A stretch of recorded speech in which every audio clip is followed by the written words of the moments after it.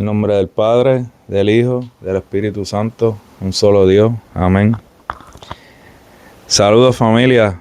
Siguiendo nuestra serie sobre los comentarios del Evangelio de Mateo, hoy les quiero hablar de un tema que de seguro muchos han escuchado, pero hoy lo quiero explicar desde la perspectiva de la Iglesia Ortodoxa.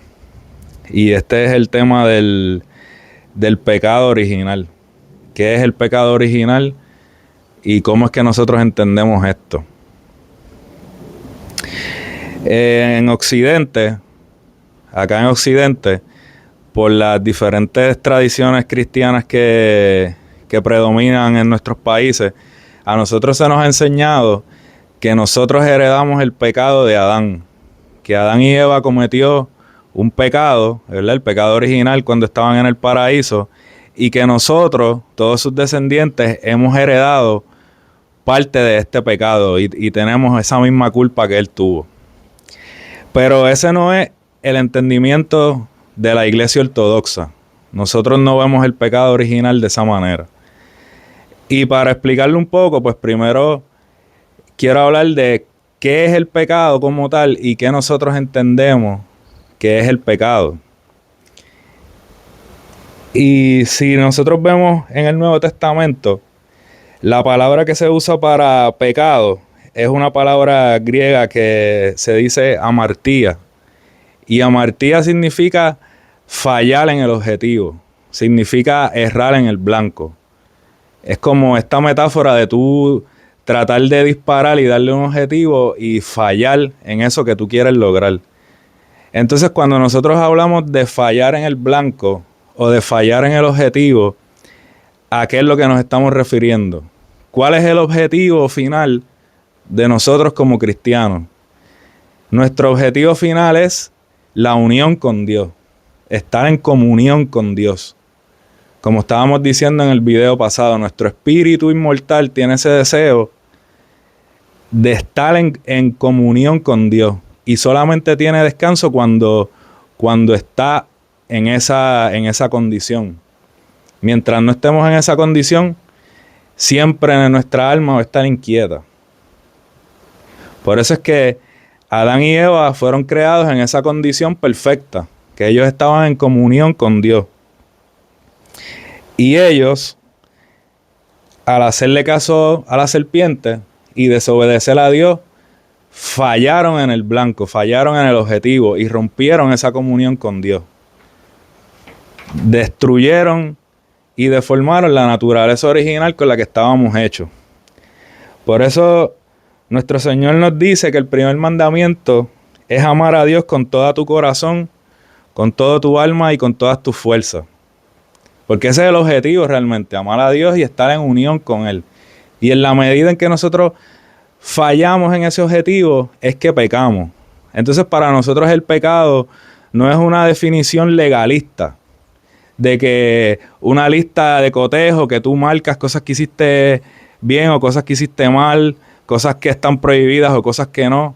Para nosotros el pecado no es necesariamente eso, sino cosas que nosotros hacemos que destruyen nuestra relación con Dios o que evitan que nosotros podamos llegar a esa comunión con nuestro Señor. Por eso para nosotros, ¿qué nosotros heredamos de Adán y Eva? Dentro de nuestra perspectiva, nosotros no heredamos un pecado como tal. Nosotros heredamos la condición de una naturaleza caída, de una naturaleza que está fuera de la comunión con Dios. Eso es lo que nosotros heredamos de Adán y Eva, no un pecado específico, porque para nosotros cada cual es responsable de sus propios pecados.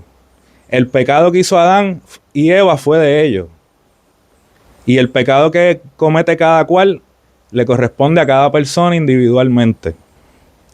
Como dice Ezequiel en el capítulo 18, versículo 20, el alma que pecare, esa morirá. El hijo no cargará con la culpa del padre. Por lo tanto, nosotros heredamos una condición, una enfermedad, por así decirlo. No heredamos un pecado específico de una persona, porque nadie hereda los pecados de nadie. Cada cual es responsable de sus propios actos y de sus propios pecados. Entonces, ¿cómo podemos entender esto? ¿Qué significa que nosotros heredamos las consecuencias del pecado original y no el pecado original en sí?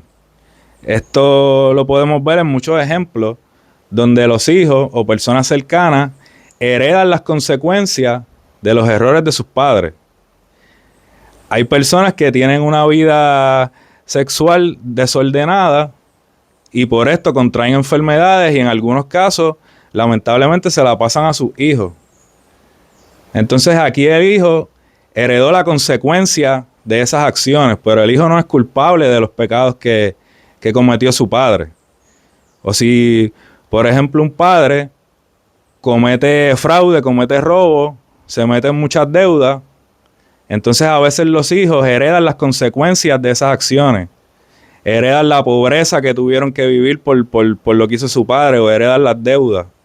Entonces estos son algunos ejemplos de cómo nosotros sí podemos heredar las consecuencias de las cosas malas que hacen personas antes que nosotros, pero eso no nos hace culpables de lo que ellos hicieron. Entonces vemos que el pecado es una responsabilidad personal, pero lo que heredamos fue nuestra condición de no estar en comunión con Dios.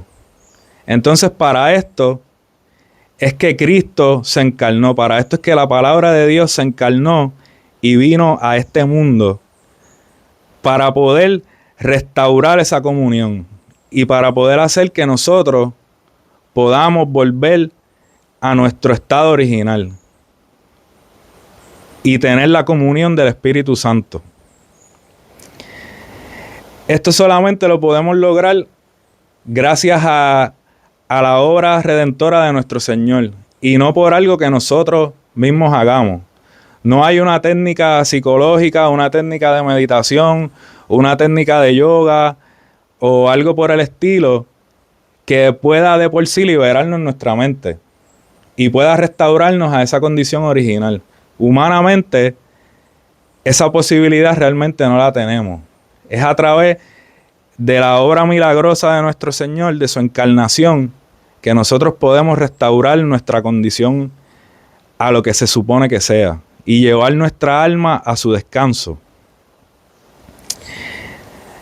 Y un ejemplo de esta obra milagrosa de nuestro Señor y de cómo es su acción divina la que nos restaura y no nuestras propias fuerzas, lo podemos ver en un ejemplo que nos da el Antiguo Testamento, que es una historia corta, pero que tiene un mensaje bien profundo. Y esta historia la vemos en Segunda de Reyes, capítulo 6. En esta historia, el profeta Eliseo se va con otros profetas cerca del río Jordán, porque ellos querían irse allí a cortar madera para hacer unas casas para vivir.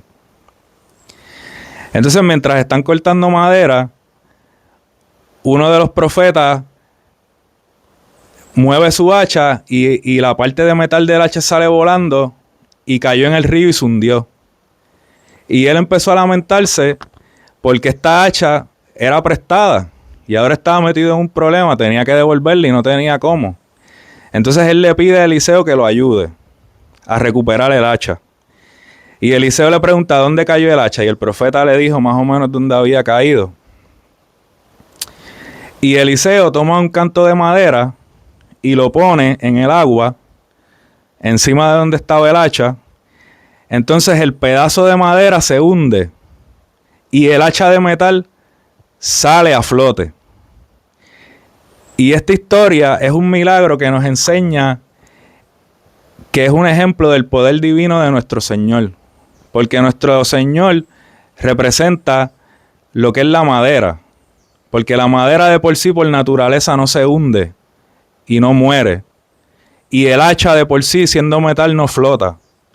Pero nuestro Señor, siendo Dios, siendo de condición divina, se hizo hombre para morir por nosotros, para que nosotros podamos subir y volver a nuestra condición de unión con Dios.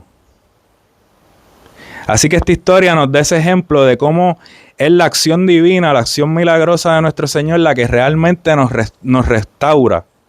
Así como es de manera milagrosa que la madera se hundiera y que el hacha de metal saliera a flote nuevamente.